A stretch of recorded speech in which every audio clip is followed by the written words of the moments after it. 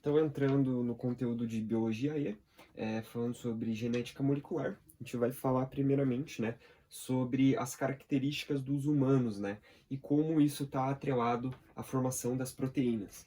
No caso, as características do ser humano são ditadas pelas proteínas, né, que são formadas por sequências de aminoácidos. Os aminoácidos, eles são uma unidade menor, então a gente pode chamar eles de monômeros, né, que são provenientes da nossa alimentação. Essa sequência de aminoácidos, a sequência exata, vai determinar a função da proteína. Então, ela funciona como se fosse uma receita presente no nosso código genético, né? E onde fica essa receita? Fica nos cromossomos, né? Que são fitas condensadas de DNA, né? Que a gente chama de ácido desoxirribonucleico, que é uma região específica, né, da fita do DNA, a gente chama de gene, né? Que a gente vai ter uma sequência, né, exata de nucleotídeos e que isso vai nos dar uma função para aquele tipo de proteína. Então a gente vai ter, no caso, a fita de DNA, e na fita de DNA a gente vai ter as pequenas partes que são os nucleotídeos, que eles são formados, né, no caso, por um fosfato, que é um fósforo ali rodeado por oxigênios, hidroxilas.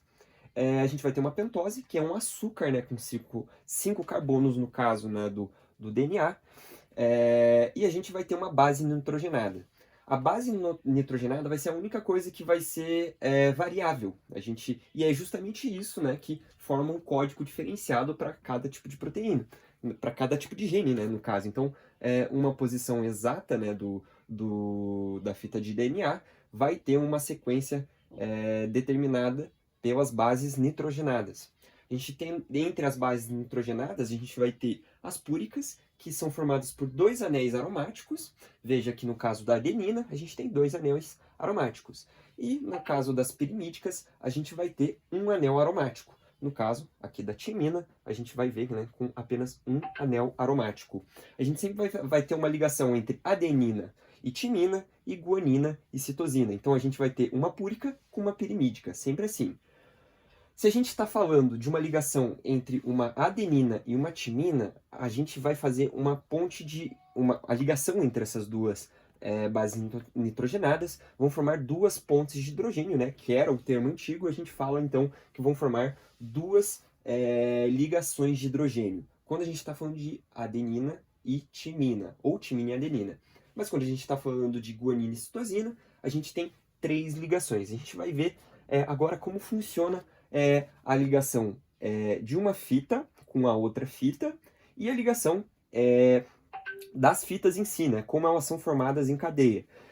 A ligação entre uma fita e outra é dessa maneira que eu falei, que são por meio, né, de pontos de hidrogênio entre, né, as bases nitrogenadas. Então, é dessa maneira que funciona. A gente tem uma fita aqui e outra fita aqui, né, que são ligadas por essas pontes de hidrogênio, né? A gente vê aqui, né, como ficaria uma dupla hélice, né? E no caso, tendo a dupla hélice, a gente vai ter a cadeia, né, a ligação entre as duas fitas. Mas como funciona a ligação entre um nucleotídeo e outro, né? A gente tem um nucleotídeo aqui, um nucleotídeo aqui e outro nucleotídeo aqui.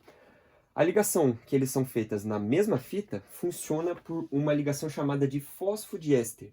Essa ligação fosfodiéster é entre a pentose de um nucleotídeo com o fosfato de outro nucleotídeo. Então veja que nesse caso aqui, ó, na fita da esquerda, a gente vai ver que o carbono 1, né, da pentose sempre vai estar ligado com a base nitrogenada. Então a gente identifica o carbono 1 com o carbono que está ligado à base nitrogenada. Então veja que nessa pentose aqui, o carbono 1 está ligado com a timina. Nessa pentose aqui, o carbono 1 está ligado com a adenina. Então a gente sabe, e para começar a identificação, a gente consegue, né, partir do pressuposto de que o carbono 1 está ligado com a base nitrogenada. Então, vejamos da seguinte maneira.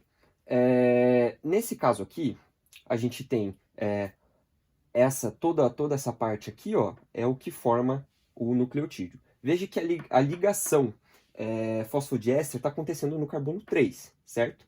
E o fosfato, né, está ligado no carbono 5. Então veja que esse fosfato aqui, ó, ele está ligado no carbono 5, o de baixo, né, a ligação com o nucleotídeo de baixo, está sendo feita pelo carbono 3.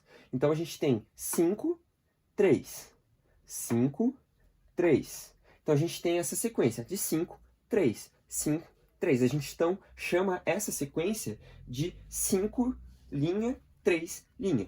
Se a gente for observar da fita ao lado, a gente vai ver que a gente vai ter essa primeira ligação de cima, né, que seria o fosfato desse nucleotídeo, a gente vai ter no carbono 3. Então, a gente tem a ligação no 3, com o fosfato de baixo a gente vai ter a ligação com o carbono 5, 3, 5, 3, 5. Então, aqui, nesse caso, é 3 linha, 5 linha, é o inverso. E dessa maneira a gente consegue classificar essas fitas como fitas antiparalelas. É um tipo de classificação importante, porque é esse tipo de organização, né, que permite que existam funções diferentes, né, para cada tipo de proteína. Então, no caso, esse seria o código, né, que está presente nas proteínas, e a gente chama isso, entre aspas, de receita, né, para as características do ser humano.